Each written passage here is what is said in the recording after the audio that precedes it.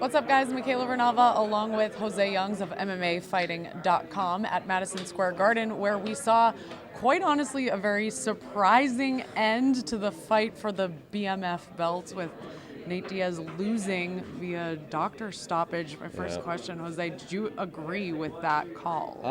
I don't know. It's hard to say. I didn't see the cut up close. I've seen a lot of the pictures. So I don't know if it's hard to say. Nate Diaz historically gets cut open a lot. I think his exact words were, "You breathe on me and I bleed."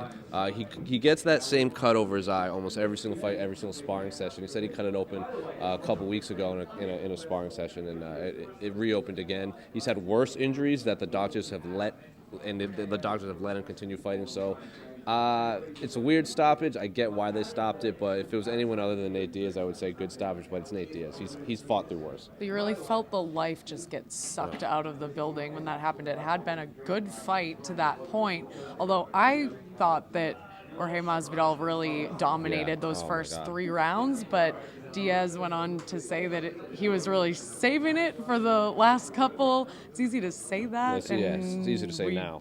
So what do you think would have happened if they had those final 2 rounds?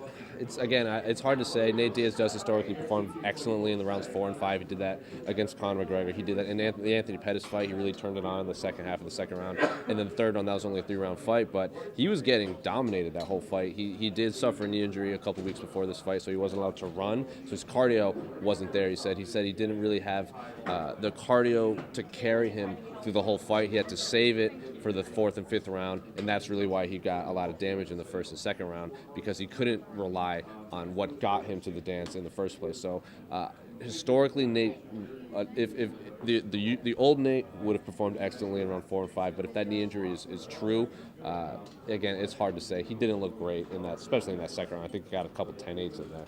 I know I'd be really interested to see what would happen in a rematch. There was a lot of talk about when they might run it back after this fight. How soon do you think they possibly could? Well, Jorge Masvidal said his hands were messed up. Nate Diaz wanted to get recover. He had his knee injury. He kind of hinted at maybe getting the surgery his older brother Nick had to kind of clean out the cartilage and the scar tissue out so he doesn't bleed nearly as much. So if I'm the UFC, I would look at to maybe book it International Fight Week, maybe in July, maybe in August. Maybe they book it for the new arena in San Francisco that the Warriors play in. Maybe give Nate Diaz a hometown fight.